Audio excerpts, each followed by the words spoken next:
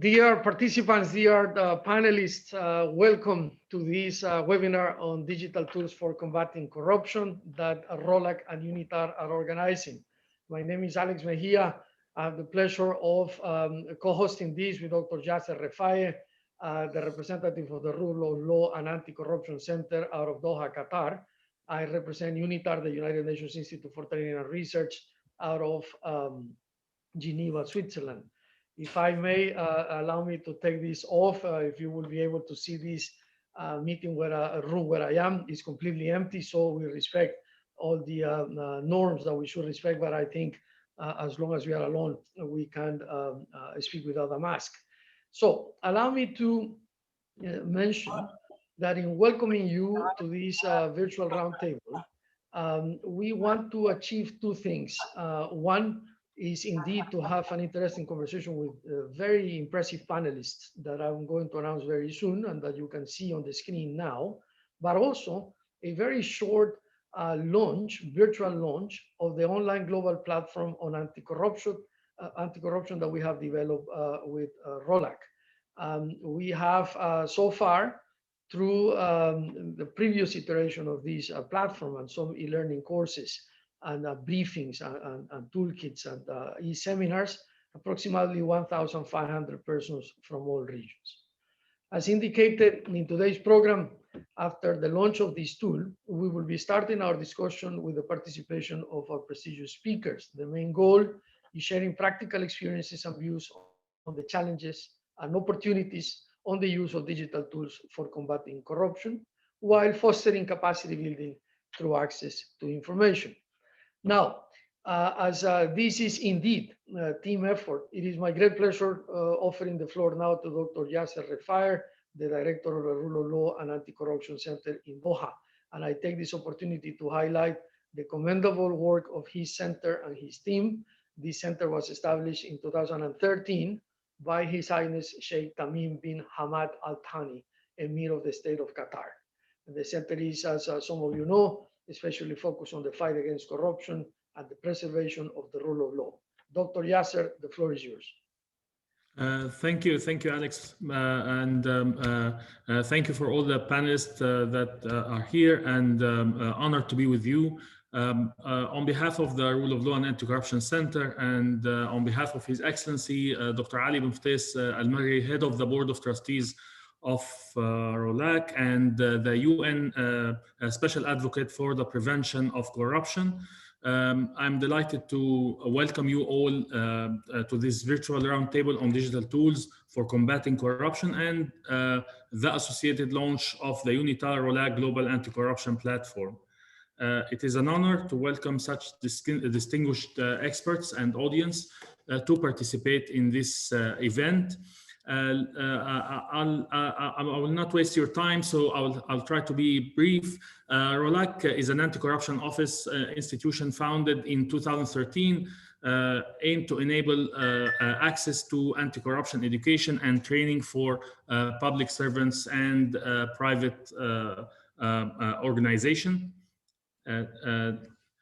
The reason that ROLACC are so focused on providing education is because when there is no precise definition of corruption, or when you have the definition but you want to make it clearer, it's difficult to fully comprehend the scale of the issue you are trying to combat. Digital tools are helping us nowadays to measure aspects of corruption in order to know the size and scale of the problem. Once the size of the problem is understood, then we can make decisions on how to fight it. Without knowing what we are fighting, it is impossible to succeed. So one of the most important projects that we have in ROLACC, we are offering a yearly award. This is the 6th year now, it's 5 years we are offering this award. It's the International Anti-Corruption Excellence Award. This award has four categories: in innovation, youth and creativity, academic research, and education, lifetime outstanding achievement. Some of our winners, especially in two categories, innovation and youth and creativity, are working in the same field that we are talking about today, I will give you some examples, many examples from the winning list of the award from Brazil, Mexico, Papua New Guinea, and India. They're doing the same work, gathering information, helping to fight corruption through gathering digital information.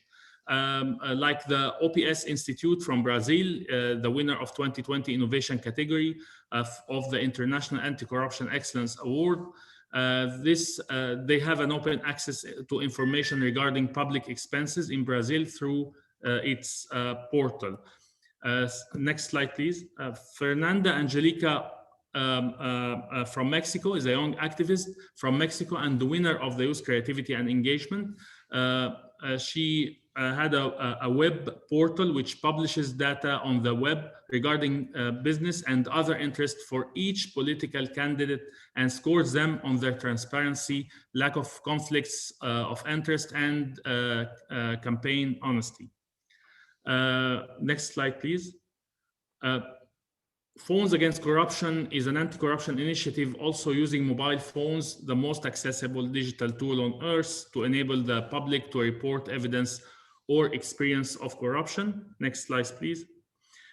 The I Paid a Bribe is an Indian anti-corruption initiative utilizing the power of the web to enable all members of the Indian public to report corruption. All those are winners, previous winners of the Anti-Corruption Excellence Award, which the Rule of Law is offering every year, alongside their, those incredible corruption initiatives and individuals that have been awarded. We are delighted also to welcome here today two of our other winners, Accountability Lab and SIMA.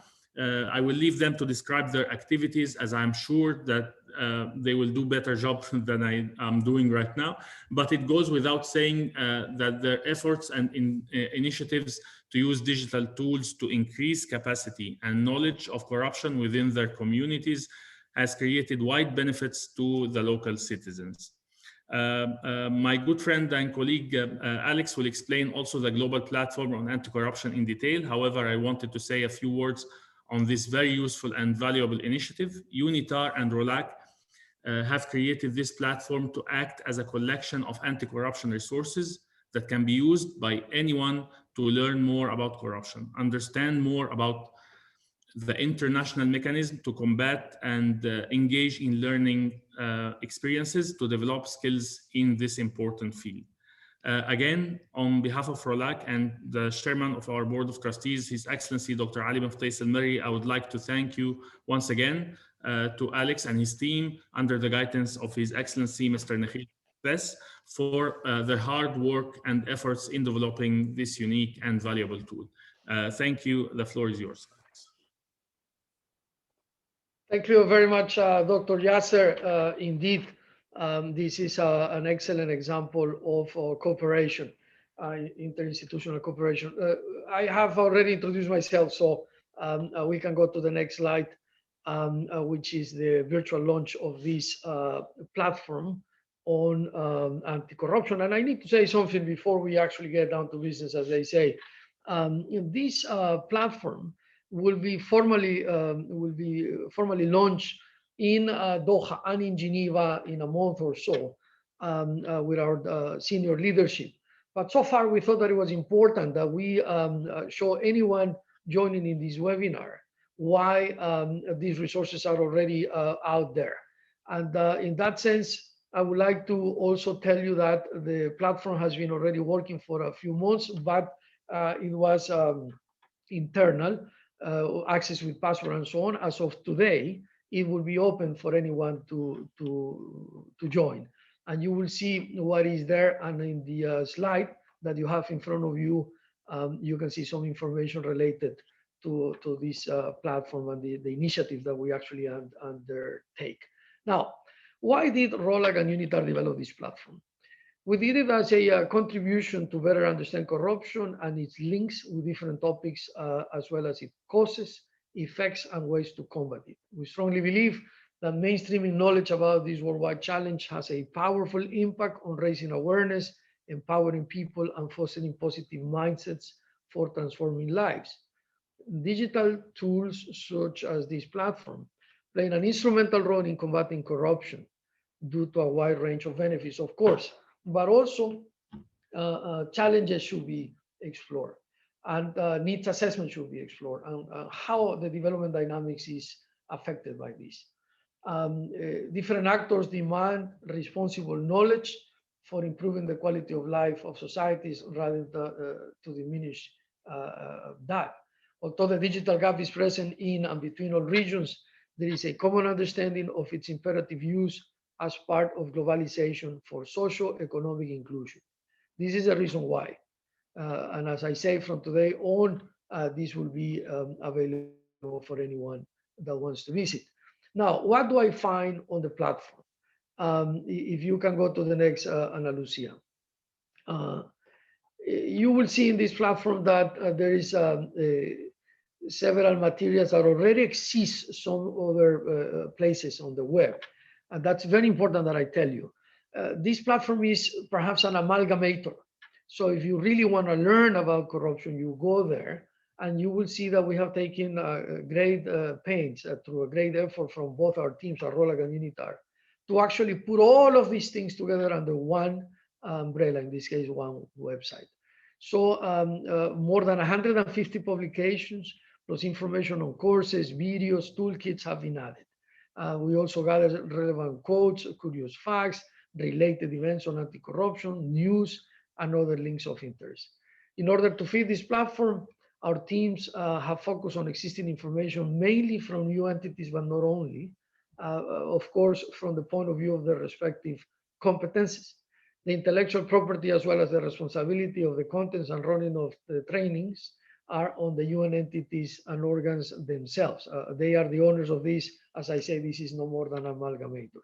However, this hope is positive in our view because it makes visible very many things that sometimes we don't get to see. As parameters, we identified information from 2015 onwards. Ana Lucia, I don't know if you can actually share the view of the platform instead of the slide. I would appreciate that. But anyway, I was saying from 2015 onwards, the actual website, Ana Lucia, if you can, as well as all their special documents, bearing in mind the highest momentum or the boom of publications that happened after the adoption of the UN Convention Against Corruption in 2005. The aim of the platform, this is very important, dear participants, if I may highlight this part. The aim of the platform is not to share good practices or challenges on country origin information or specific cases from member states. The opposite. What we want to do is to share elements that could be useful for learning, clarifying concepts, or contextualizing, such as glossaries, information to learn through stories, official publications, the convention proper, publications on how anti-corruption mechanisms actually work, educational events, explanations on international law, as well as core processes, perspectives on the acts of corruption. Information, of course, that explores the links between corruption and other issues, including development, human rights, and so on. We have several, in addition to official publications and learning materials, studies, reports, manuals, guidelines, frameworks, orientation documents, principles, and so on. We plan to keep this platform periodically updated as we should. But if you would like to write to us, it's very simple. Just write to sdp@unitar.org. SDP is the acronym for Social Development Program, of course. sdp@unitar.org anytime. We'll be happy to receive your feedback, of course, suggestions or perhaps criticism. Self-criticism is always good, and external criticism will also always be welcome. So that's a brief explanation on the material. And Ana Lucia, just one last thing that I want to show. If you go back to show the platform, and I finish here, give me the three main sections, because we have publications, training, websites, and the like. And if you can put it on the screen, Ana Lucia, I just wanted to say thank you. If you go to the menu on top, all the way, if you don't mind. For anyone that would like to visit us as of today, you see all the way up, go to publications. If I may, Ana Lucia, just click on the menu on top to the right.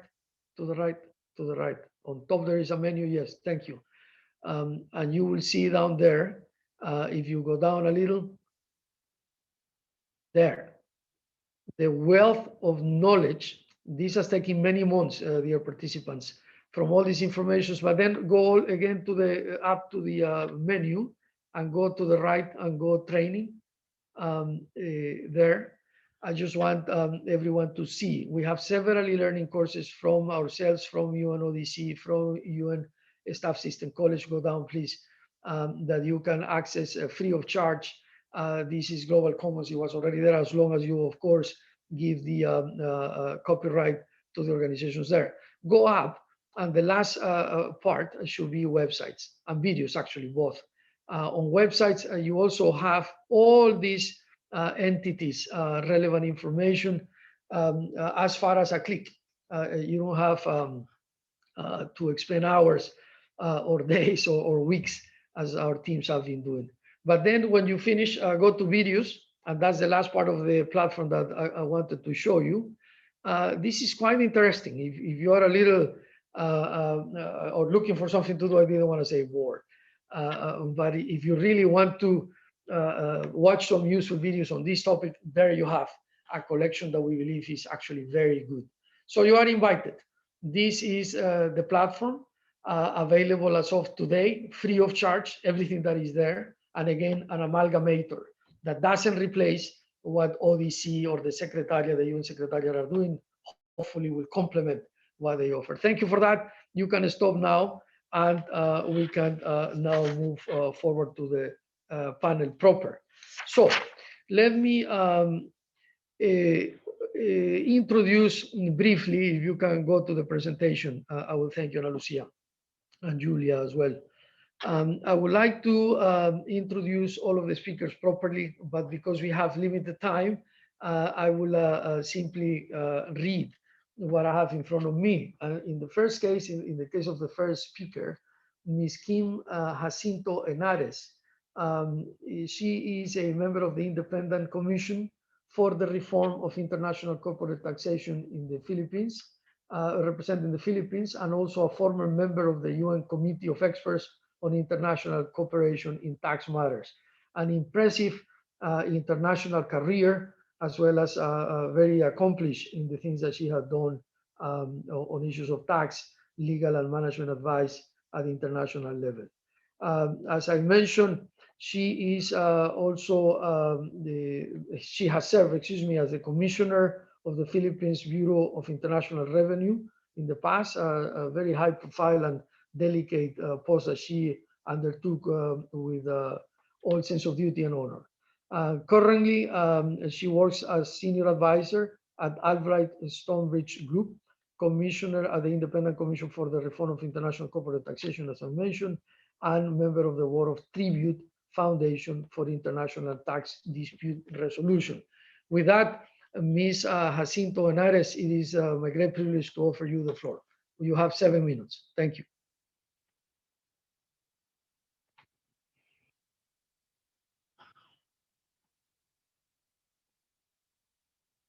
Ana Lucia. Here, sorry. Good morning to everyone. Yeah, I muted it earlier. Actually, the use of digital tools to detect corruption, and it makes prosecution and detection easier, and gives stronger evidence against the perpetrator. However, in itself, it cannot combat corruption unless the following are in place. Basically, a clear and simple rules, laws, and regulation, and the implementation of these clear laws and rules and regulation. 2, the political will to implement these anti-corruption rules. 3, the existence of free flow of information, and that these information are irrefutable. And the 4th is a strong monitoring system where expectation results are clearly set out and which are utilized efficiently to reward merits and detect non-performance and or corruption. 5th is a prosecution and judicial system that is efficient and has integrity that would implement these laws, rules, and regulations. And of course, a leader that set good example, because if the leader does not set good example, everyone will just do what he does, which is corrupt the system. However, having said that, this digital tool will make it easier for a country to detect corruption at the shortest possible time, and will act as a great deterrent, as people will think twice about committing a wrongful act, as they know that in a matter of time, their action will be discovered and they will be prosecuted. For these digital tools to work, not only for purpose of detecting corruption, but for the ease of citizenry to deal with government, the following should be in place. One, every entity in the country, whether natural person or juridical, should be assigned a unique identifying number, which will be used in all their transactions.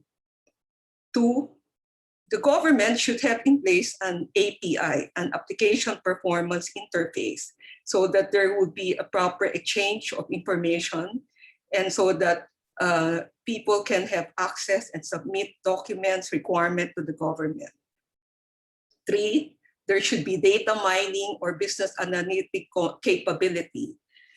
This is to ensure that with all this massive number of data, you would be able to connect them and properly use them to come up with the conclusion whether corruption occurred or not. And then this data, one of the underlying rules should be that when you submit data, it cannot be deleted.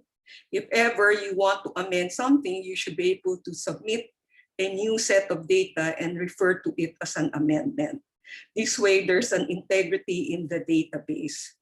And third, there should be a legal and infrastructure framework for digital signatures, wherein documents submitted with digital signatures are irrefutable under the court of any law. In this way, whatever data is collected, nobody can say that it is not me who submitted it or it is wrong. Now, for the details for government, I think there should be an electronic infrastructure for personnel database data files, which is application, appointment, promotion, demotion, salary history, commendation, disciplinary action of any kind, are all kept in a digital form and with a central authority in a government. This way, people know where to access this data if needed. And second, there should be an electronic form of a statement of asset and liability, wherein these are submitted electronically. And in the statement of asset and liability, the entry should not be in a general classification form. Like, for example, cash, one entry, land, one entry. The asset should be identified specifically, such as you identify what bank you are depositing in and how much you have there. Identify the land you own by specific identification, or if you have a torrents title, you put the number of your torrents title. Vehicle, you put the make, year, and the tag number. It should be in detail. And this statement of asset and liability, although in redacted form, because you have to remove some personal data, should be available to everyone at any time without need of asking permission. That way, it is very transparent and you can elicit the help of the public to make sure people stay honest. And then third, the asset registry of government should also be digitalized. I will explain later why I said these things should be digitalized. The names of everyone receiving compensation from government and those that have contracts with government should be provided to the anti-money laundering authority of the country, and it should be tagged. Bank information should be open to government agency whose function requires access to it, such as the Ombudsman, the Central Bank, and Tax Authority. Sixth, the Ombudsman or the agency in charge of investigating corruption should be able to obtain all the above information, place it in a database, and use data mining capability and analytics to be able to flag them flag the activities that need to be investigated so that it's proactive, or if there's an investigation going on to determine whether corrupt practices have been committed. The reason why all of this should be digitalized is basically you are trying to follow the flow of money and financial transaction. And if you will see what's happening, normally the government authority don't put it in their own name. That's why normally you should flag even those that are within their fourth degree of consanguinity or affinity, because they have a tendency to put it in their mother's name, their brother's name, their spouse's name. So from all of this, the database, you can, using data analytics, you can actually follow the flow of money. Right? When it's flagged by the Anti-Money Laundering Council or authority, you can therefore look at where, let's say if I'm a government agency, where did the money come from? How much came in? Whom did I give the money to? How much did I give to this person? For government contractor, you also follow the flow of the money to determine to whom they gave the money, how much is it, and to basically decide whether there's a basis for the transfer of those funds. And in addition to that, basically, the government should put in digital form all the government disbursement and receipts, including the supporting document, and then all the regulatory requirements for submission and payment should, if possible, be electronically submitted. All of this will be thrown into a database wherein now you can use, with all the data mining technology and analytics, you can actually make an analysis of where the flow of money goes and whether that flow is legitimate or not. Now, for other things, basically you can use technology to monitor infrastructure project, right? Because they are in far-flung places, you can use drone technology to take pictures and to monitor them. Basically, you make yourself 1,000 times more effective. You need not hire 1,000 more people if you can use drone technology. The other things, tools that you can use is that meetings of government should be held in their offices, in a place where the meeting itself can be recorded. And all this meeting, with the technology we have now, you can digitalize it and attach it to the file of the meeting as proof that this is what occurred. And at the same time, make people honest that you know that you're being monitored. Of course, now, with all the police matter that's populating the news, the police should probably have body cameras so that they record all their interaction. However, in addition to providing that body camera, there should be a punitive measure for police who do not put it on. Because if you have digital tools but you don't use it and you don't put it on, then it's a useless exercise. So there should be a penalty to those people who do not use all the tools that are provided to them. So basically, I am looking at digital tools from a point of view of somebody who was investigating tax evaders, and included among them, normally things that fall on my lap are those who are investigation on corruption, and government has a hard time running after them for corruption, but you can prosecute them for tax evasion. And basically this information, if it is also available to the tax administrator, that the corruption authority can ask the help of the tax administration to also run after the same people, maybe not for plunder, not for corruption, but for tax evasion. So basically, and I think the other thing is that every transaction of government should be in writing. Preferably, everything should be electronically done so that you can track the performance, not only for corruption purposes, but you can also track whether government is efficient. You can do a time and motion study, whether from the time appeal, a letter came in, how long did it take government to act on it? because not acting a long time in not acting on a certain matter is also probably an indicia that there's something going on. So basically, that's my presentation. Thank you. Thanks to you, Ms. Kim, and quite interesting comments that kept bringing me back to the issue of digital divide, because all the things that you say, excellent recommendations, I took note of most of them, must be understood also with the access that every government should have to those resources and technology, because that is the future, that is part of the solution to implement all of these best practices or suggested practices that you mentioned. But we will discuss later what happened between the reality of developed versus developing nations. Very good. Let me now introduce Mr. Joe Kanatachi, the Special Rapporteur on the Rights to Privacy at the United Nations Human Rights Council. Professor Kanatachi is also the head of the Department of Information Policy and Governance at the Faculty of Media and Knowledge Sciences of the University of Malta. He also holds the chair of European Information Policy and Technology Law within the Faculty of Law of the University of Groningen, where he co-founded the STEP research group.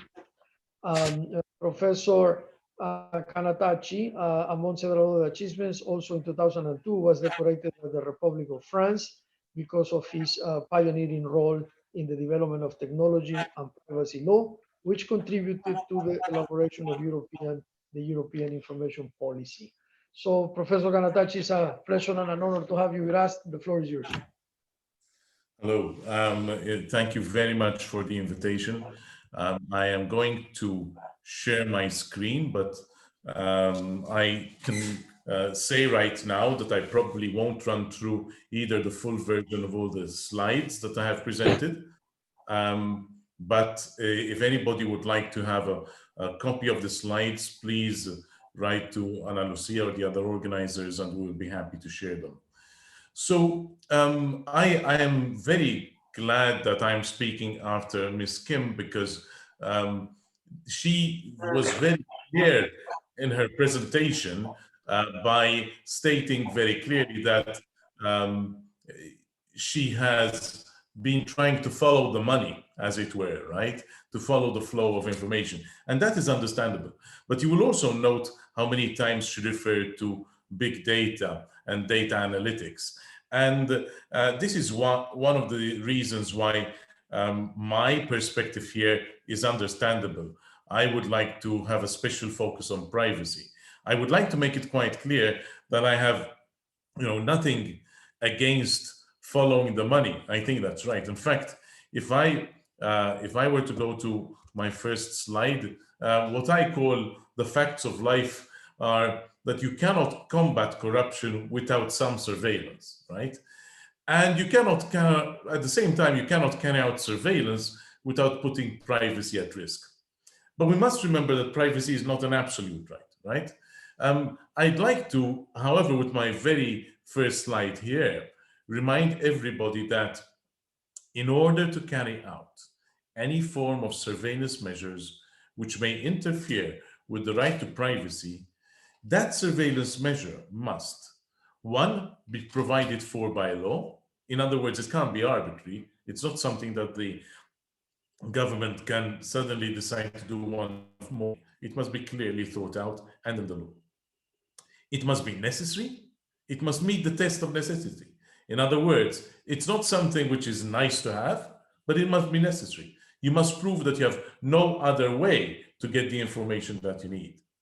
And it must not only be in the law and necessary, but it also must be proportionate. It can't be a disproportionate measure, right? And above all of these, as in a democratic society, that is the standard.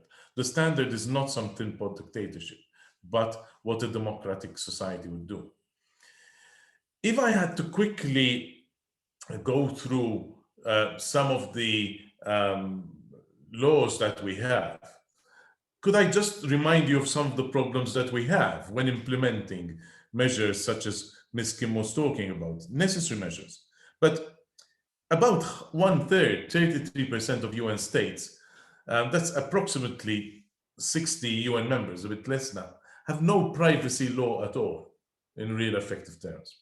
And out of the remaining 133 UN member states, right, which have some form of privacy law or another, less than 70 have certain key fundamental characteristics, such as a truly independent data protection authority or truly strict and forcible safeguards and remedies. Then to come to something else, because many people confuse data protection law with laws governing surveillance. More than 80%, 80% of the UN's member states have not got any law which protects privacy by adequately and comprehensively regulating the use of domestic surveillance, right? So these gaps are quite serious, because even if I have to go to this previous figure, the 80%, what about the other 20%? Well, of those 20%, 100% of them don't have a law which makes me happy. In other words, I am answering the question, is there such a thing as a perfect law which regulates surveillance and surveillance vis-a-vis corruption? And the answer is no, right? There are some countries which have good laws, but no such thing as a perfect law until now. 75% of UN member states have no system of detailed safeguards, right? When insofar as remedies are concerned when it comes for surveillance. So once again, I would like to clarify my plea here. I'm not saying that we shouldn't have surveillance and digital tracking of people when it comes to corruption. What I'm saying is, if you want to have them, if you want to have the surveillance, please put in the safeguards. Please put in the legal safeguards, right?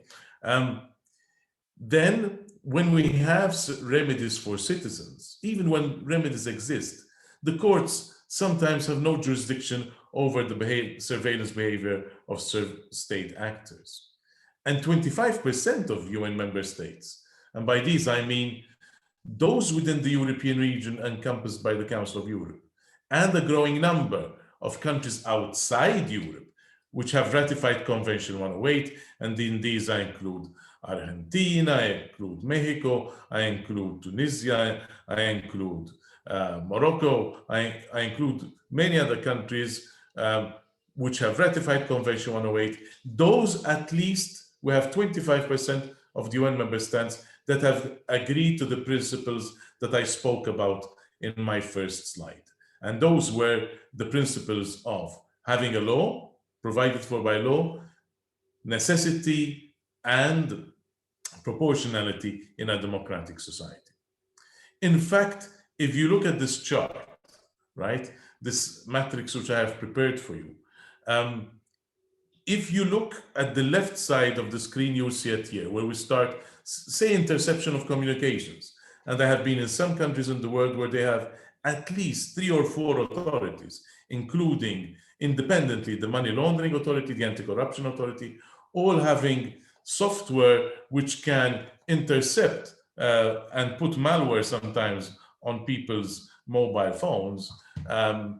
Yet, when we look at them and you then ask, what kind of safeguards do they have?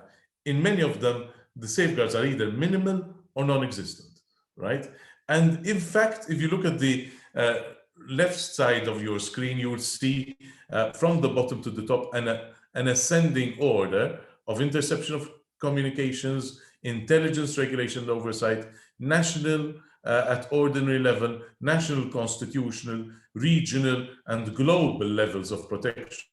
And if you go sideways from left to right on that list, you will see the regions of the world, Europe, Americas, Africa, Asia, and Australasia.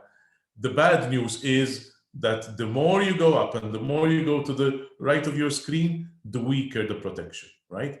And in order to have proper, decent surveillance carried out for the reason of anti-corruption, you need to have those levels of protection. Obviously, we need to have a commonly agreed definition of surveillance, and we need to have the legitimate purposes of surveillance, right? And in this case, when we have anti-corruption, the bottom one, the economic interests of the state, but also protecting state security, prevention of real dangers, all of those purposes of surveillance may be linked to corruption, right? Here I once again emphasize the rule of provided for by law, proportion to necessity.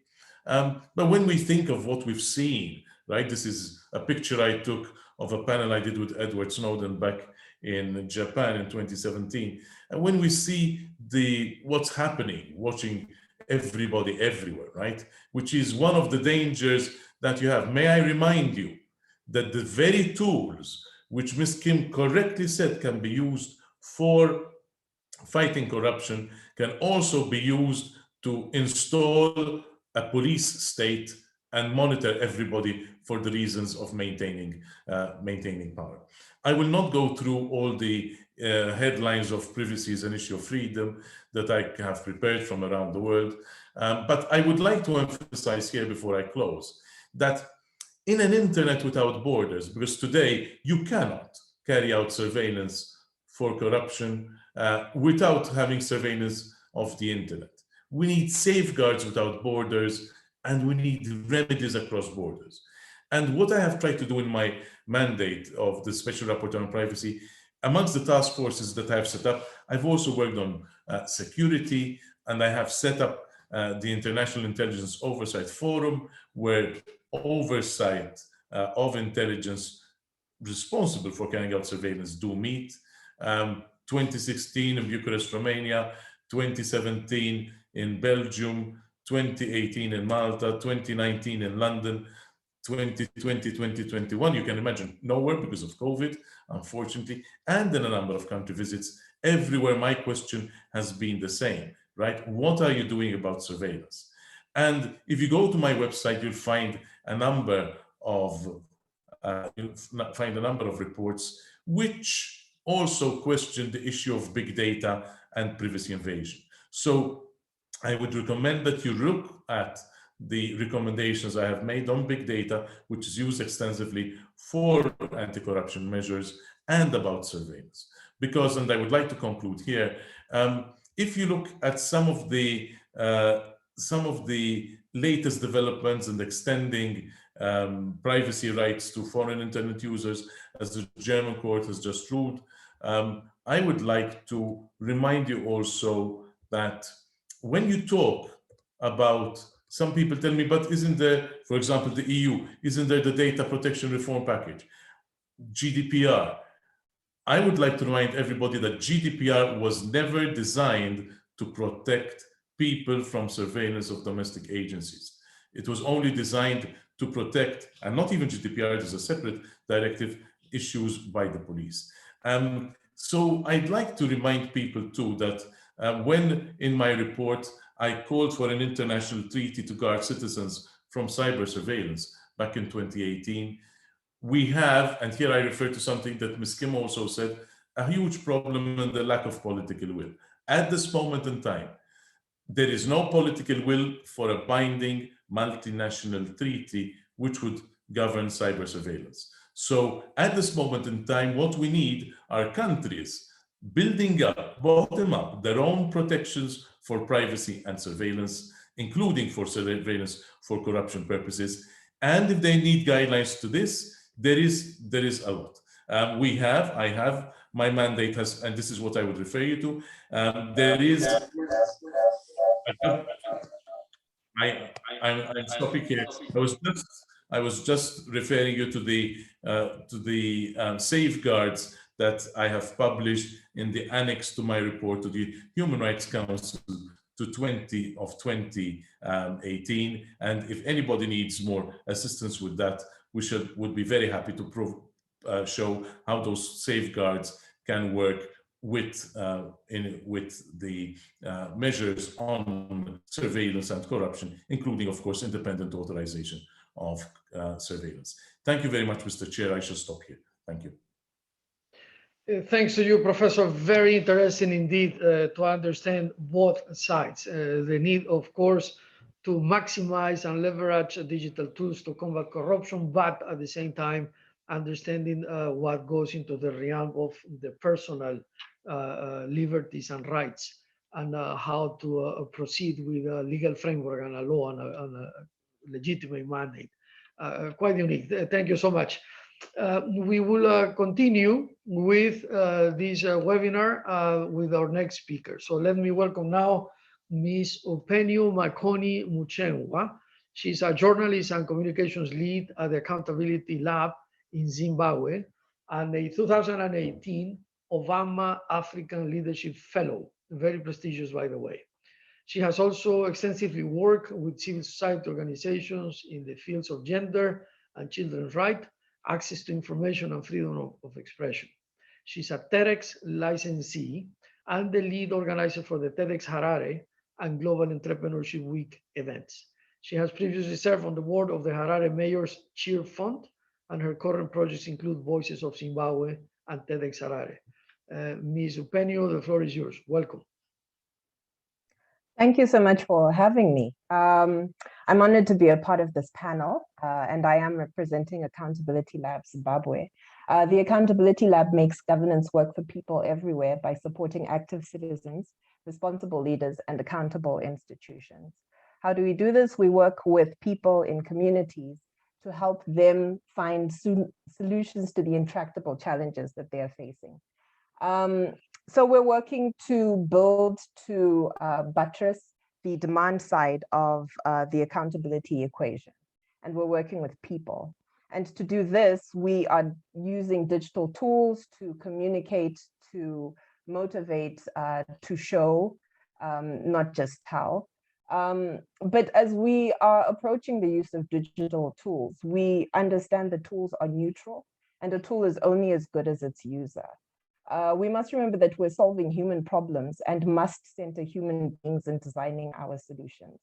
A good example of this would be, for instance, Twitter and the Arab Spring. Around the time in 2011, when the Arab Spring was happening, I recall that there was a lot of digital optimism about how these social media tools were changing the face of engagement, were changing the ways in which citizens were engaging with governance, with their governments. But what happened after? And we need to understand that what underlies or what drove the spring itself was the decades of organizing that preceded the occupation of Tahrir Square, the protests in Libya and Morocco and Tunisia and so forth. And after the spring itself, it was followed by the Arab winter.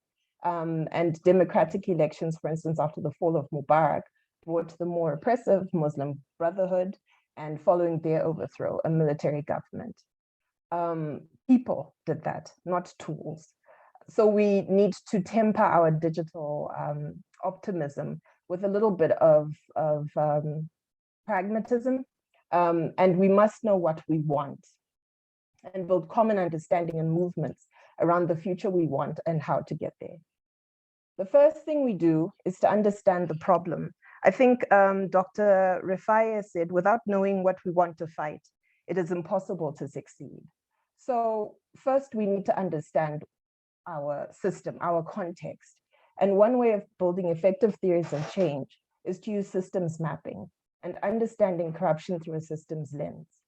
Systems thinking allows individuals and organizations to understand the complex relationships and context surrounding social issues in order to best influence and navigate the system. It gives us a fuller understanding of the actors, institutions, and forces interacting to create our reality, and provides a means for us to identify the ways in which we might interact to create the change we want.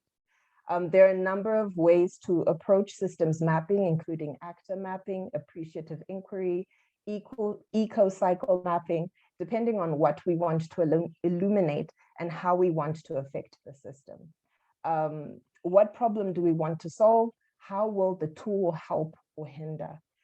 In particular for systems thinking, Kumu is an excellent tool, data visualization, to help us understand the system itself, and identify leverage points. Next slide, please. The next thing is we have to understand the people that we're working with. Here in Zimbabwe, we were talking about the mobile phone as a powerful tool for communicating with people. And yes, indeed it is. There's a lot of optimism around the internet penetration, which stands at 87.7% here in Zimbabwe. But we have to look deeper at what the data is telling us. In Zimbabwe, internet penetration is 59.9%, and internet access only covers 40%. The regulator Potras estimates that roughly 95.1% of people with mobile internet access are locked into a particular tool. That's WhatsApp, Facebook, Twitter, or Instagram, which gives us limited capability for, say, having people access websites, having people access tools that are not hosted on those platforms. So as we are building tools, as we are using tools to create greater access to information, to motivate our citizens to take action in reinforcing accountability in our countries and communities, we have to remember that access is not equal, it is not even everywhere, and we have to build inclusive tools that allow everybody a chance to voice their opinion and to take action against corruption. Lastly, we have to create conditions that encourage action. In our work, we found that citizens engage more with positive actions than those that create personal risk. Within Zimbabwe itself, we've had, in our very recent history, we've had instances where citizens felt that the opening of democratic space allowed them to exercise rights enshrined in the Constitution, but that was not so, and they were greeted with an army. And so we have to create ways in which citizens understand and know that protest and resistance are multifaceted. It is not one way, it can be many ways. A good example of this would be Kubatana, a local NGO, who's fixed this campaign a few years ago, in which they got citizens to interact with issues of local governance, where municipalities were not holding up their end, and asking them to fix it. So citizens placed stickers on things that were broken, like burst sewer pipes, uncollected refuse, took a picture, posted it to social media, and said, fix this. And it was relatively a successful campaign. It raised awareness. In some instances, the municipality took action. But as we know, those are deeper challenges and those are deeper issues that need to be dealt with. So generating demand for accountability by informing citizens' understanding and their attitudes towards what is considered necessary and evil is how we can shift the system in a way to generate greater demand for accountability. Thank you.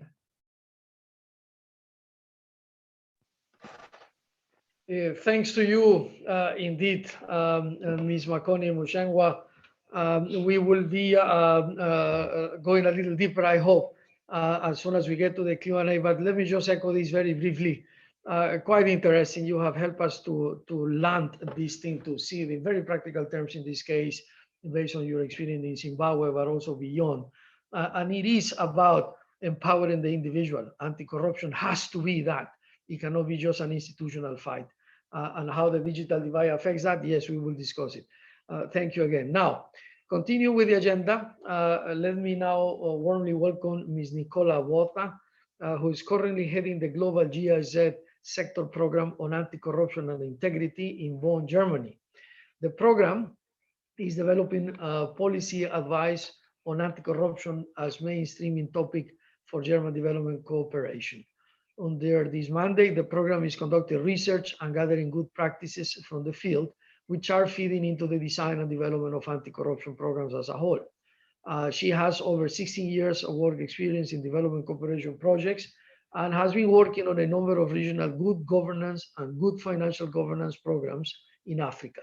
She has also been working as a project planning officer for projects supporting supreme audit institutions on 3 different continents. Quite impressive. Now, with great pleasure, let me offer the floor to Ms. Nicole Bota. The floor is yours. Thank you very much. I also would like to thank the organizers for inviting me to this very interesting discussion. And I feel we actually could already dive into the roundtable and the discussion with the previous presentations, which raised so many very important issues around anti-corruption and the use of digital tools. As has been said, my program at the moment, the sector program, is like a kind of advisory program to the German Ministry for Economic Cooperation and Development.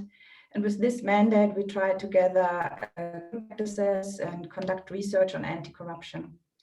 And as many other development organizations as well, the German Development Cooperation also has a digital agenda. And to bring those two agendas together, our program commissioned 3 studies throughout the last recent years, which we're looking at bringing anti-corruption digitalization together. The first one that you can see here is like bringing an overview to the topic, looking at different tools and their success factors and also their failures within development cooperation, looking at current examples of implementation of German development cooperation. The second one is looking a little bit deeper into distributed ledger technology. And the last one, the very recent one, has been looking into the role of open data to fight corruption in the land sector. All of these 3 studies are publicly available, and you would find them on the GIZ website. In the following slides, I would just take out some of the recommendations that the 3 studies are giving, which are mainly building or going very much in the same direction as the presentation of the previous speaker. So for example, the studies did look at e-government services and digital public services. These are broadly like digital solutions which could rise or bring new opportunities for accountability and citizen oversight. And they usually also remove the factor of human desecration through automatization and therefore also minimize the risk of corruption. And one example, which already is now around for a while, is the Jaga app from Indonesia. We supported the Indonesian Corruption Eradication Commission in the development of this app. And this app allows citizens to get information on data, for example, on hospital services or also in the education sector. And with the app, the citizen can see how much these services would cost and where and how to get it. One of the challenges with these kind of services is, first of all, to really also assess the context and find the data and the information that is really valuable and useful for the citizens. And then, of course, also to keep this information up to date and make it accessible for everybody. Next slide, please. The second broad category of digital applications in the area of anti-corruption, and which I think almost seem to be common, is whistleblower platforms and crowdsourcing platforms. There, GIZ has been supporting various partner countries in the establishment of these platforms. For example, already a while ago, we supported the Kenyan Anti-Corruption Authority in establishing a whistleblower platform. And more recently, we supported the Anti-Corruption Office in Madagascar with the implementation through an open source platform, Global Leaks. Even so, these whistleblower platforms as such would show that the government has an interest of actually fighting corruption and encouraging people to complain about corruption. Also, these digital digital platforms come with a number of challenges. For example, on the one side, as we already heard from previous presenters, they have to guarantee anonymity for the user. But on the other side, they also have to find mechanisms that allows the institution which receives the information to safely follow up on these informations and actually also bring then the complaint to an end, in the sense of there has to be retaliation if the complaint proves to be true. Because if citizens don't see that their complaints are followed up, and if no results are shown, these whistleblower platforms also in the end prove to be useless to fight corruption. Next slide, please. Then one solution that has been discussed and recently very much is blockchain solutions, which are based on distributed ledger technology. They have been already implemented in a couple of sectors to bring more transparency to processes and projects. In GIZ did introduce distributed ledger technology in the area of anti-corruption in Georgia in the land sector, where we actually took, we digitalized the land registry with the help of DLT, and where now the land registry is actually put in cryptographic images. But also here, very important to keep aware of is that the DLT technology can minimize or can reduce the corruption risk, but it cannot fight corruption as such because of nepotism and favoritism, especially in the land sector. Are usually bigger schemes and only and the bigger part of the problem. Next slide, please. The last study looked especially at open data and the use of open data in the fight against corruption.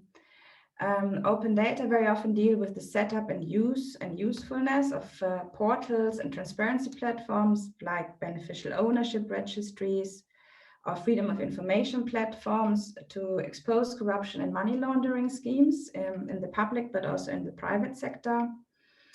But the study came to the conclusion that open data platform also as such can add more transparency to a sector, but they do not necessarily lead to less corruption in the sector.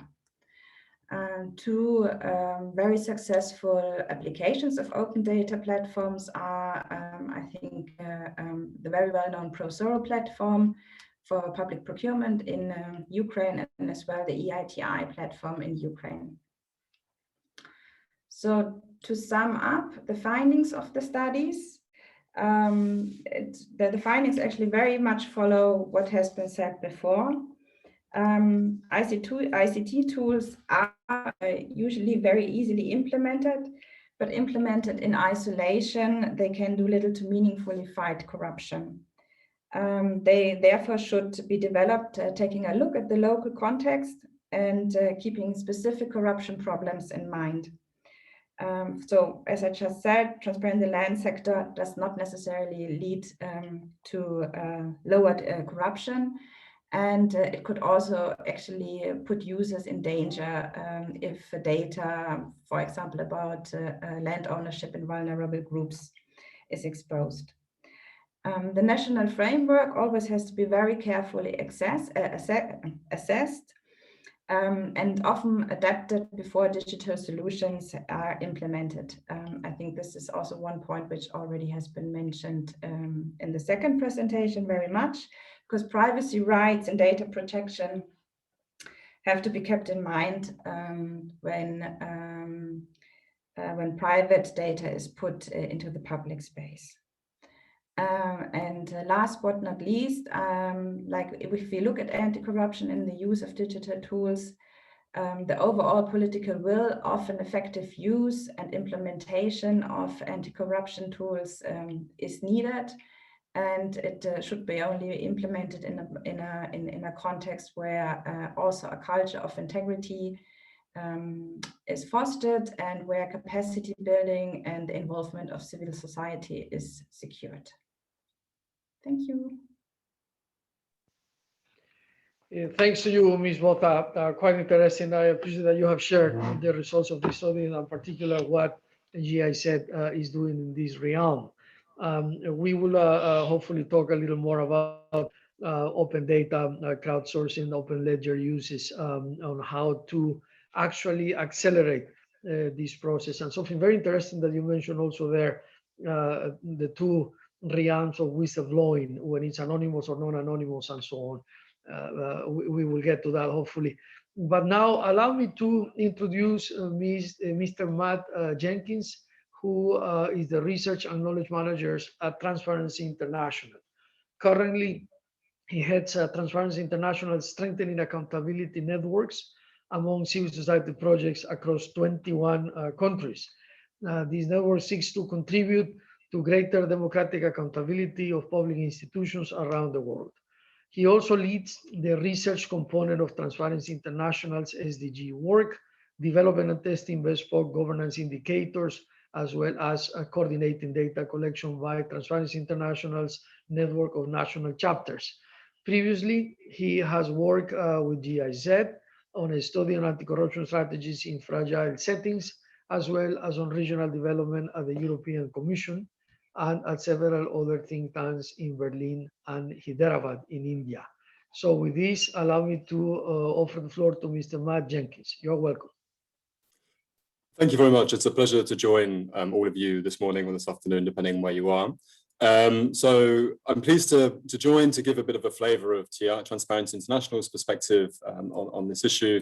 And what I will seek to do is to build on the theme that was echoed in some of the previous presentations as well, about the need to embed digital tools in a kind of a broader governance context. So with that, maybe we can move to the next slide. Thank you. And I want to try and situate our discussion about digital tools for anti-corruption in part of this broader landscape. And in particular, what I would like to do is two things. First of all, I think it's useful to take a step back from looking only at the specific application of certain digital tools for curbing corruption, rather than only looking at dedicated anti-corruption digital tools. I think it's useful to consider more broadly what the exponential growth in the use of digital tools in politics and public administrations means for good governance and anti-corruption work. And I will do this to try and give a sense of why TI as an organization sees a need to kind of engage more profoundly in digital tools for anti-corruption work.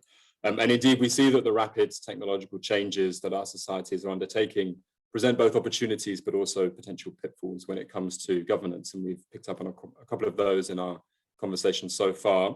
And I'd stress that we need a range of solutions to some of the problems posed by increasing digitalization. Some of these solutions are going to be political or legal in nature, and others are naturally going to be digital, and that's what I'll be focusing on today.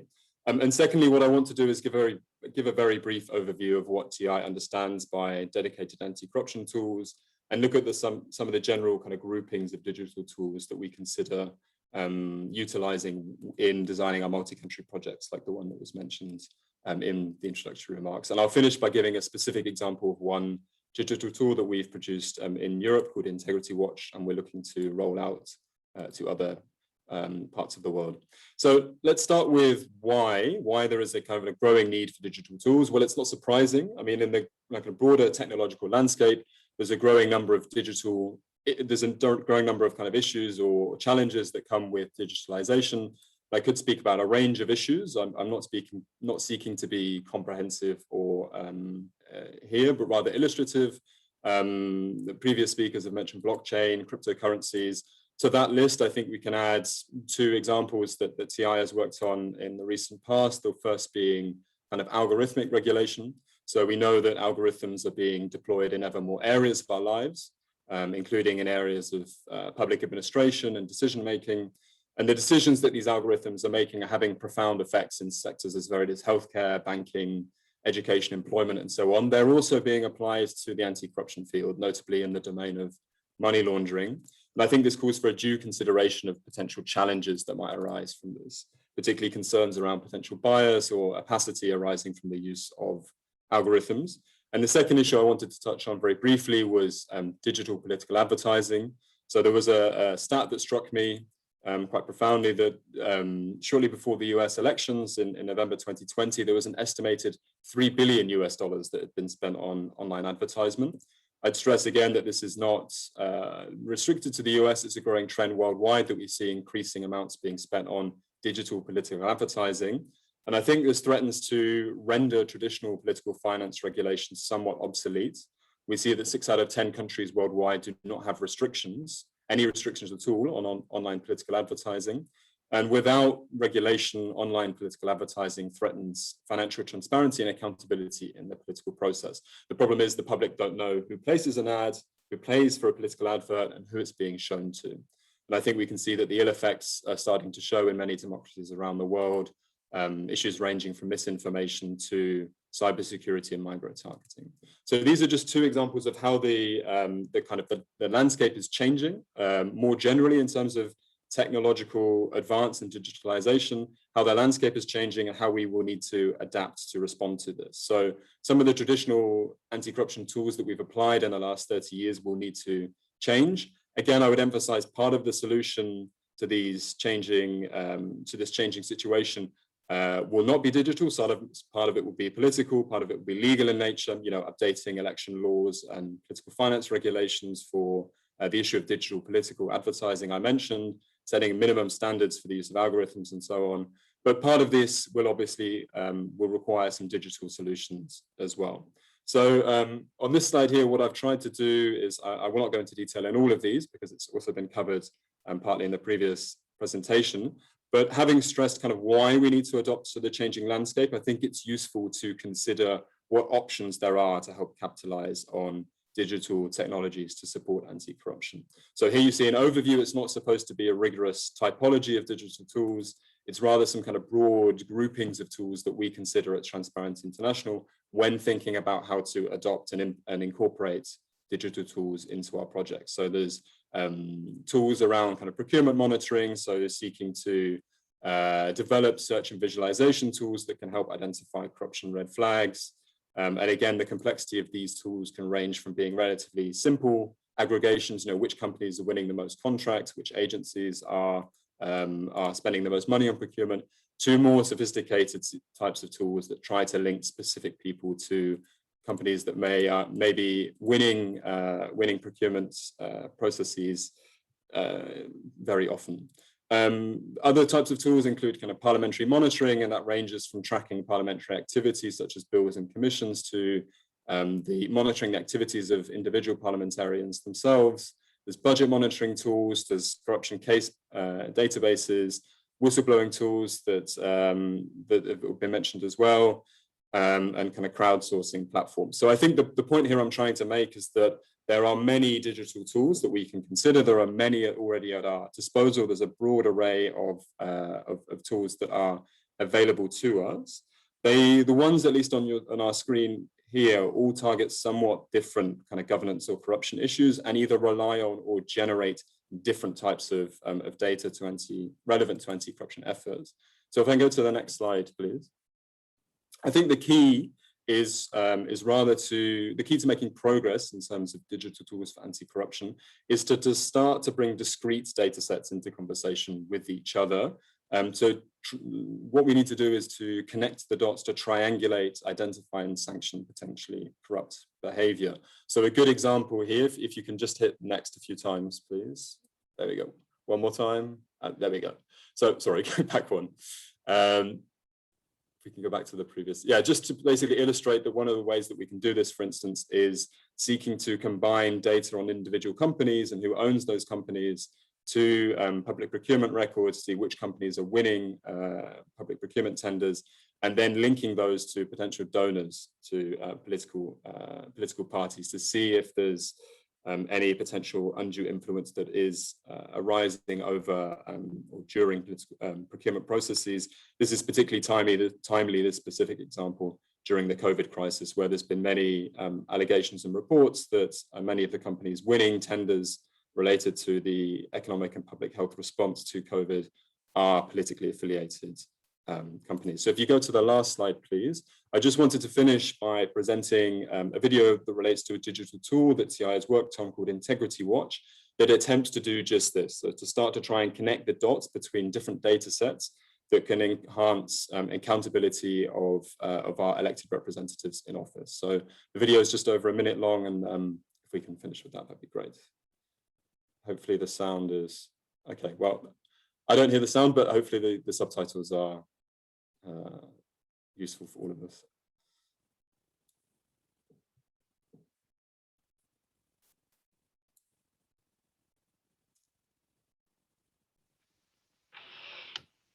if the sound isn't working, we can just, I mean, the subtitles are there anyway, so we'll just finish with that. Maybe you want to narrate it. Okay. When available, it is making it not really accessible for citizens. So we're talking about different types of data. So the question is, how can journalists and oversight agencies hold politicians to account if they don't know who funds them, who they meet, and what could influence their decision-making? Transparency International has developed the online tool Integrity Watch that makes relevant data accessible. You can search, rank, and filter information on a wide range of data, such as lobby meetings, donations to political parties, the financial interests of politicians, or their reported side activities. The data comes from the websites of the European Commission, the European Parliament, and of national institutions in different EU countries. The Integrity Watch platforms are useful for detecting possible conflicts of interests, revolving doors, and other political integrity risks. And they contribute to transparency and integrity in the EU and in national politics, and promote the much needed participation of society. Yeah, so I'll finish there, but thanks very much for your attention. Absolutely, and thanks to you. Excellent work from Transparency International. I've been reading about it for a couple of years now, and thank you for giving us the specifics. We will get hopefully soon to a conversation, as I say, quite interesting about this algorithmic regulation that you mentioned at the beginning, but at the end of the day, also about connecting the dots. Thank you again. And let me go now to our next speaker, last but not least, by any means. Let me introduce Mr. Connor Satterley, co-founder of SEMA, or SEMA, a social enterprise based in Uganda that uses citizen feedback to make public services better. Mr. Satterley began his career in the United States as a journalist and then spent a decade working in civic tech in civic technology in Europe, winning the European Youth Award for his work with the Gulf Faces in Switzerland, Belgium, and the UK in 2015. He also worked at the HIL Justice Accelerator, HIIL, a global accelerator for justice innovation, where he started the Justice Entrepreneurship School, quite interesting, an annual gathering of justice innovation entrepreneurs from around the world. He is a paid and also pro bono startup advisor, having worked one-on-one with over 100 startups from 25 countries. With that introduction, Connor, it is a pleasure to welcome you. Floor is yours. Thank you very much. Thank you for having me. And a quick thank you to our organizers, ROLACC and UNITAR, for inviting us. I have the distinguished honor of going last. So those of you who have noted that many things that you have said have already been covered, imagine my feelings. I would like to point out Mr. Matthew Jenkins, who preceded me immediately. I'm thankful that you gave us a step back considering the global impact of this increased scale of digital tools to fight corruption. Now we take a step forward, a step into the micro level. SEMA is a digital tool combating corruption and trying to improve the delivery of public services around the world. So now we take the startup angle and start diving into one particular tool. Here's the tool the problem SEMA is trying to solve. Public services in East Africa are often corrupt, inefficient, and low quality. I cite here, of course, the East Africa Bribery Index, also by our friends at Transparency International. And common sense, if you've been around this region. I'm calling from Uganda, by the way, hello. People don't have a good way to give feedback. Usually feedback is only given through a wooden suggestion box hanging on the outside of a building, and this isn't usually taken into account. At the same time, governments who want to improve their services don't often know where to start. So this is the solution. SEMA gathers citizen feedback to improve public services. Let me tell you how it works. SEMA has two elements to it. First, we just go talk to people. We train students in qualitative data collection. We hand them a tablet with a guided survey, and we send them directly to local police offices, courts, national ID centers, etc. We just ask people, hey, how was the service in there? Did you have to pay a little extra to get it done on time? Were you treated friendly? And we start to see demographics between men and women, between different tribal groups, between different language groups, very deep, rich, qualitative information. Then we also have designed our feedback devices. These are smiley face machines, happy face if you were treated well, sad face if you weren't. This provides what we call sort of dumb data, just simply a quantitative assessment of how people were treated at a public service. But the interesting thing is it's real time. So you can start to see in real time which police office is treating people the best, for example, all across Uganda. And they're made here in Uganda from recycled plastics as well. All that data comes together in this. By the way, whoever's advancing the slides, you are incredible at the timing. I love it. This is a feedback report. We custom design a feedback report for every single local office that we work with every single month. This is a municipal office in Goma, just outside of Central Kampala, that we are telling them that they have a 74% service satisfaction rate. We're comparing it to other offices. We're comparing it to other months of that same office. So are they getting better or worse? How do men versus women perceive their systems? What are the waiting times at different services? And when we deliver this report, we print it out and we bring it by hand and we discuss it with whoever's running the local office. It is often the first time ever that they have seen data, real facts on how they're doing. And I'm a bit ashamed always to mention that's the innovative part of SEMA, is we just collect the data and we work with the people who actually influence how the service is rendered, which are the people at the local level. Here's our traction. Here's what we've been able to show. In the first 3 years, we've gotten 100,000 people to provide feedback through the SEMA system. We started out by understanding I Pay to Bribe has come, and we are big fans of I Pay to Bribe in India. But in Uganda, somehow it doesn't work. Only a couple hundred people would provide feedback in a year. We're up to about 40 or 50,000 that provide it in a year. So we've really tried to design it around what people will actually use to provide feedback. And it works.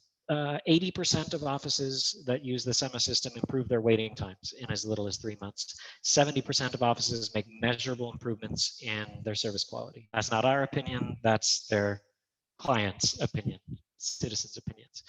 Plus, we have so many stories and quite a lot of emerging evidence about improved treatment of women as clients, as well as specific techniques that are being implemented at the local office level to reduce corruption. Next slide, please. So this is what we've proven. We've proven that if you create a digital tool that improves public services and decreases corruption, the government will actually pay for it. I'm happy to tell you and to share with you that SEMA is now the primary paid service provider of citizen feedback for the Ugandan police force, for the Ugandan judiciary, and for the immigration, tax, and national ID services of Uganda, as well as with health centers and hospitals in Kampala. Now, our sort of penetration in a market sense is not that high, but we are nationwide in those offices, and we're the primary service provider collecting the feedback. This year, we're scaling up nationwide, going north, east, west, south, and center in Uganda. And we're expecting to reach about 250,000 citizens to provide feedback. Next slide, please. What we still have to prove is that it works everywhere. And so also happy to tell you that with the support of the Anti-Corruption Excellence Award, as well as Transparency International and other supporters, SEMA has launched in Kenya in March. We joke a little bit in that ecosystem. We're probably one of the first startups to start in Uganda and scale to Kenya, because usually in this region of the world it's the other way around. But we're happy to launch in Kenya this year. And so far, great progress. We've already got the first government institution wanting to bring us in for their health centers locally. Our big, hairy, audacious goal is that by 2030, all public service providers in East Africa will use citizen feedback to improve their service experience. If it's us, that's cool. We're happy about that. But the primary thing that SEMA wants to do is to create a movement locally, regionally, and globally for improving public services, treating people better when they're at offices, and using data and using citizen feedback to improve what governments do. That's my 6.5 minutes. So I'll just end up by saying, for those of you who are on this call, if you're hearing about SEMA and you're saying, wow, that could actually work here in my country, or there's a certain way that we might be able to support, then please get in touch. If you're sitting in this call and you're thinking, no way on earth that works in my country, then get in touch anyways and let's argue about it. SEMA has a global vision and would be happy to talk to anybody who is interested in learning more. Thank you. So I cede the floor back to our host. Thank you, Connor. Quite interesting, and I understood why you were highly recommended here. Very practical. This ends the first part of this webinar, and with Connor, practical experience on how to improve public service actually with citizen feedback. And we will wrap up these different perspectives that we have heard today on digitalization and the fight against corruption. But before we go to the Q&A, we wanted to ask all of the speakers graciously if you can put your camera on, because you're going to have a group picture. We would like to send this thank you to social media, because you wouldn't believe it. We normally have 50 to 100 people participating in real time in Zoom, similar numbers on Facebook and YouTube. So you would say 100, 150 people, but then it goes to the thousands when people actually get to see this on social media, and they go and see these deliberations later on in a synchronous way. So thank you for all what you have done. We will have a group picture now. Ana Lucia, are you taking it? Very good. And I will also take it right now. Bear with me. 1, 2, and 3. Thank you so much. And a very nice SEMA mug, by the way. I should do something similar. Indeed, very good. So these deliberations should allow us to have some interesting time for Q&A. We'll give you a couple of minutes each to give us some ruminations on this. But I would like to start with you, Ms. Kim, on the issue of digital divide that we can address also with some of the other speakers. Quite interesting, all the things that you told us, quite unique the experience that you have. But coming from a middle-income country, a developing nation, as I am from Ecuador in Latin America, we see the ideal. We see that what the global north is doing. We understand the access to resources financially and beyond that they have, but our realities sometimes, even though we have all the creativity, all the innovation, all the commitment, the citizen empowerment, and so on, sometimes it's difficult to get to this level of investments when it comes to leveraging digital technology. So there is this digital divide. Can you give us some thoughts on how to tackle that digital divide in this realm, Ms. Kim? Yeah, actually, what I said are from my experience in government. And if you look at the government of developing country, each department is investing in digitalization, right? But they are doing it on their own and without a uniform platform or framework. That's why when I started, I said that you should have a unique identification number, because that's basically so that you can connect all the dots. Because if you don't have that unique identifying number, it's harder to connect the dots when you're investigating something. And I also said about that you need an application programming interface. Because if you look at all the digitalization that's going on in the developing country, let's say my department, the tax administration, will have digitalization going on. Customs, Bureau of Customs will have their own digitalization project. The land title people has their own digitalization project. The transportation office people has their own digitalization project.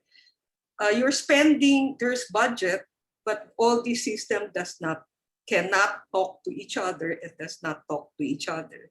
That's why I'm saying that to maximize all those investments, you need the government has to adopt a universal application programming interface, which will be shared and used by all government agencies so that they can exchange information. Data mining and business analytics. Actually, we're a developing country, but we've been using that for the tax administration, because the tax administration has been obtaining all this data and it's in our databases. And And if you will do it manually, it's like you need 1 million document and you have to go through each million document to interconnect it. So I don't believe that it's impossible for developing countries because we are using it. We are doing it. But we're doing, in effect, we're if we have 100 departments, we'll be spending for 100 times that kind of a technology. Whereas if you could marshal it together, then we don't have to keep on spending, repeat spending, so we can have more for our buck. So what I discuss is basically what the Philippines has been doing, but it's just not interconnected and not doing it intelligently and efficiently. Thank you very much. And I appreciate that all the participants that join us try to put all of these deliberations in perspective, where you are, right? That's the reality on the ground. But thank you, Ms. Kim, very much so for helping us understand this in a more holistic manner. The next question, we would like to present to both Professor Kanatachi and Ms. Botha, two speakers at the time, so you can address this perhaps from one different angle. I'm going to read it. They come from participants, these questions, of course. It says, the link between the use of big data and surveillance, the fight against corruption digitally, and the right to privacy is quite interesting. How can states achieve such balance with the high use of blockchain technology, and what kind of safeguards could we use by states to fight against corruption using technology the most? So Professor Kanatachi first, and then Ms. Botha, please. Well, thank you. Well, I think that the most important principle to deploy here is that of privacy by design and privacy by default. The Global Privacy Assembly, more than 10 years ago, adopted the principle of privacy by design. And this was gradually and then actually adopted by the European Union after the Global Privacy Assembly. It was adopted in the GDPR. And here the requirement is essential. In other words, every single deployment of technology, whether or not it has got to do with corruption, other forms of technology, by the state and by state authorities should always take privacy into account, should make sure that safeguards, both technical and operational, are built into the process at the very beginning, and especially a system of business development re-engineering should be employed. And my question, in fact, and this is where I would gladly cede the time to Nicole, is when you look at what Ms. Kim just said before me, talking about the deployment of systems in the Philippines and other countries, my question is, where is the privacy impact assessment for each system that was deployed? Where are the principles of privacy by design implemented in such systems? The answer to such questions, I don't know about the Philippines, but in most countries around the world, more than 90% of the time, when I ask the question, I get very polite silence in return, which means they haven't been carried out. And that is one of the chief things that states have to fix. Over and above that, then they have to have the normal type of privacy and surveillance laws, which I referred to in my presentation. Thank you, Mr. Chair. Thanks to you, Mr. Kanatachi, indeed. Ms. Botha, any comments? I think in addition to what just has been said, which I can completely underline and confirm, is I think governments also have to take a whole of society approach into account. I mean, I think we will have some kind of accountability measures if it's not only like the government which is running the digital agenda, but if governments really try to take civil society and also the private sector with in the development of the applications and also in the use of the applications. And then I think if we talk about digitalization, of course, capacity development has also has to come along with it, because I mean these applications that foster transparency and accountability will only be useful if it can be used by the ordinary citizens, and if the ordinary citizen is also knowledgeable about his or her rights with regard to these kind of applications. Indeed, and thank you both for addressing this in such a complementary manner. Let me now go to Ms. Upenyu. We got a question from a participant rather specific to Zimbabwe, but I would like to present it to you anyways. It says there has been debate on the possible impact of the patriotic bill if it was to be passed into law in Zimbabwe. What do you think are the greatest concerns when it comes to our right to use the internet, and what is it that such a law would try to achieve? Ms. Upenyu. The debate around the patriotic bill is furious.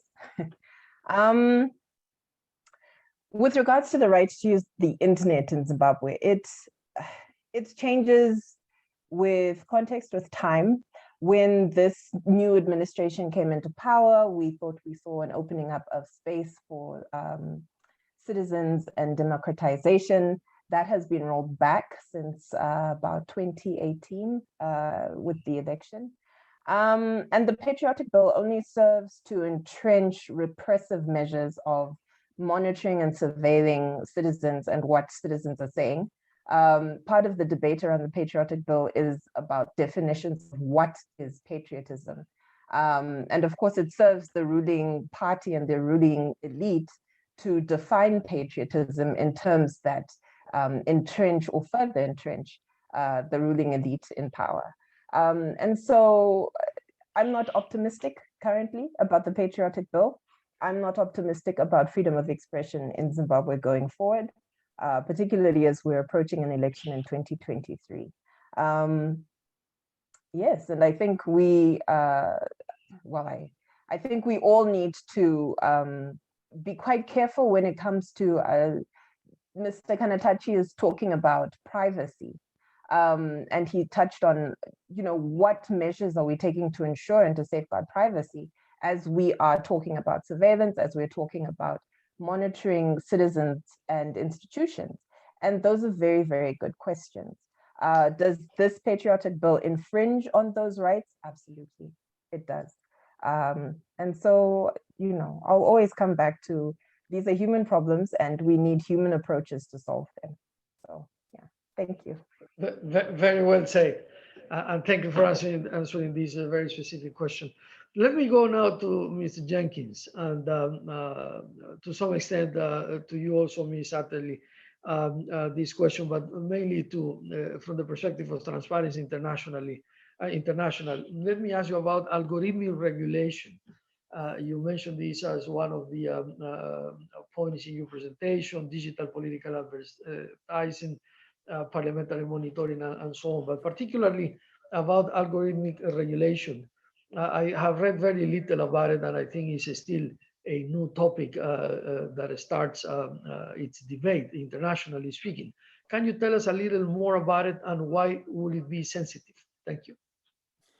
Sure. Thank you very much for the question. I think it's certainly something that we at Transparency International, we're by no means experts on, but we realized increasingly in the last few months that it's something that we're going to have to think about more. And that was the point that I was trying to make in my presentation, which is that there are other kind of background processes and that are taking place in the way that our societies operate all around the world, both in terms of public administration and politics, that we may not be aware of, that are taking place in the background, that we need that are going to influence the way in which our societies are governed. So I posted a link in the chat to a kind of horizon scanning or forward-looking paper that we published earlier this year that tried to get to terms with this and get to grips with the issue about how it will impact anti-corruption work. And I think when it comes to algorithmic regulation, as I say, you may be surprised to learn that it's already shaping many of the decisions, many of the public policy decisions that affect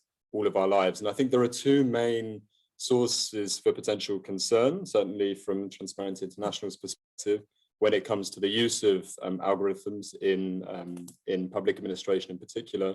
The first one is potential bias that could arise in the use of these algorithms, and that this source of potential bias in terms of outputs, what algorithms are prescribing, where they're saying that resources should be assigned, who should receive them, from whom to whom services should be denied, where policing should be focused.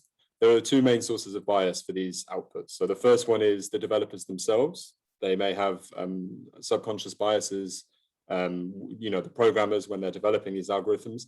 And secondly, even if we assume that the developers of these algorithms are flawless individuals, the training data or the input data that algorithms use, these kind of machine learning pieces of software use, can be biased as well. So it was a point that was made in another presentation as well, that digital tools themselves are, I think they were described as neutral. Sure, the tools themselves are neutral, but the developers of the tools are not neutral, and the training data is also not neutral. So we can see this particularly in law enforcement. There's quite good evidence coming out that it leads to discriminatory outcomes, particularly targeting certain ethnic communities where these tools have been applied.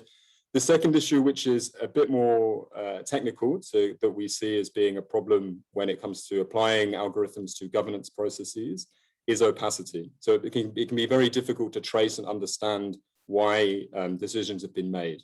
So first of all, there are kind of technical factors that involved. So machine learning tools are a kind of black box. So it can be difficult to understand what data and what kind of string of decisions has been made by these algorithms to come to a certain output.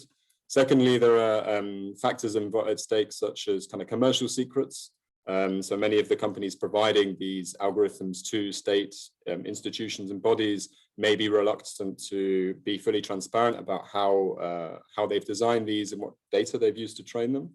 And thirdly, there are the social political challenges such as kind of privacy concerns that Professor Kanatsuchi has mentioned. That there may be kind of personal data that's been used to train them, and it's not easy to kind of open this up and study why that might be leading to some of the outcomes that we're seeing. So in sum, I think there are these two main kind of potential issues that we see, one related to potential bias and one related to opacity, that make kind of understanding in a transparent and accountable way why decisions are being made in public administration and politics increasingly difficult. And I think it's something that all of us in the coming years are going to need to consider a bit more profoundly. Thank you very much indeed. Last question from the floor that we have chosen is for Mr. Satterley, and going back to how a society will improve when the citizen actually have a say on what the government is doing, particularly in public services. A participant wrote the following: the use of technology is as useful as people has actual access to it, but the COVID-19 pandemic has shown that access is limited. On the one hand, that the use of social media can be used in detriment of the rule of law. The example of the US elections in 2016 could be an example. How can civil society promote a better access and use of technologies to create and promote accountability from the bottom up? So all this transformation has a side in which accountability, maintaining accountability, will be important. Any comments, Mr. Satterley? Sure. Yeah, I'm just glad you didn't ask me the algorithm question. I was sweating bullets over here. I'm glad Matthew took that one. Yeah, how to get people to use technology to provide feedback? I would say don't. I think most people walk into this field feeling like they need to create the newest, coolest technology. Our technology is based on smiley face buttons and face-to-face conversations. Even during COVID-19, the majority of people who need to access public services in Uganda, and specifically our context, still access them in person. So for countries with a less developed e-government system, face-to-face interaction is still king. So I would say if you design your systems to be low tech as humanly possible, that's when you really get to sort of the gap in what most tech tools are trying to do. The graveyard is littered with a couple hundred people who come to Uganda and say, I'm going to build an app to like make the government work better. and they just, yeah, well, in this specific context, they just don't work. So we just go talk to people. However, that being said, what's really encouraging in this ecosystem is the expanding use of WhatsApp. That's an interesting tool. We've also worked with IVR and USSD. So for people who don't have mobile internet, those are useful tools. But again, it's really hard to get people to spend their mobile budget on a text to like complain about the police. It's just they don't find it useful. So yeah, it's funny. I'm a CTO of a civic tech firm that's also like this huge tech skeptic, but that's kind of where I fall on it. We're going to explore some things with machine learning, and the WhatsApp for Business API is really interesting to do chatbots. There's some evidence that that works really, really well in Uganda and Kenya, where it's been used to track the locust swarm. So we're going to try that, but our bread and butter remains just going and talking to people, seeking them where they are, and yeah, using as low tech tools as possible. I hope that answers our attendees' question. Certainly, of course. And to all of you, thank you very much. So we have 1 hour 45 minutes for this very interesting webinar. I think we are right there, or perhaps we have a few seconds. And I wanted, before I give you some final thought, to thank you, Ms. Kim, to thank you for your work at the Independent Commission for the Reform of International Corporate Taxation. Thank you, Professor Kanatachi, and in admiration to your work as a special rapporteur on the rights to privacy of the United Nations Human Rights Council. Thanks to you, Ms. Makoni, and congratulations as well for your work at the Accountability Lab in Zimbabwe. To you, Ms. Botha, our admiration and appreciation also for your work in the Anti-Corruption and Integrity Governance and Human Rights Department of the GIZ. To you, Mr. Jenkins, thank you, and our admiration, I mean it, for your work at Transparency International, and indeed, Mrs. Satterley, for your impressive work with CIMA, with citizenry.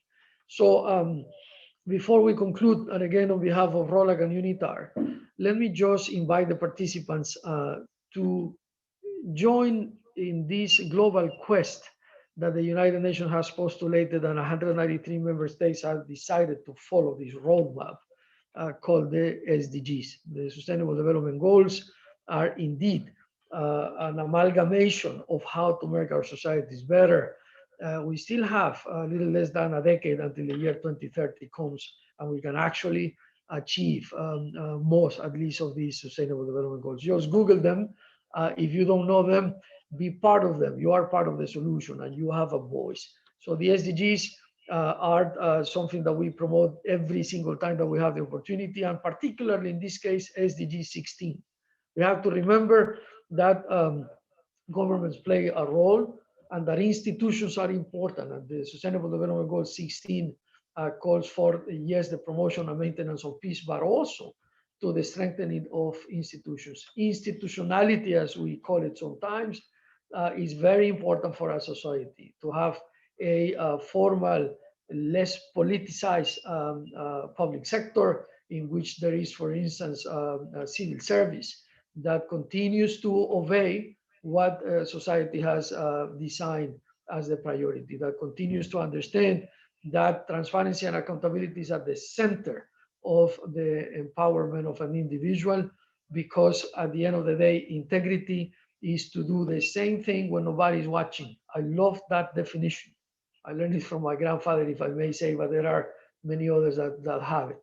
Integrity is to do exactly the same when nobody is watching, and that's what every government official should ensure. So thanks to all from very many different countries that have joined us today. And with this, we declare this webinar closed and adjourned. Have a good day. Thank you so much. Bye-bye. Thank you very much. Thank you. Thank you. Bye-bye.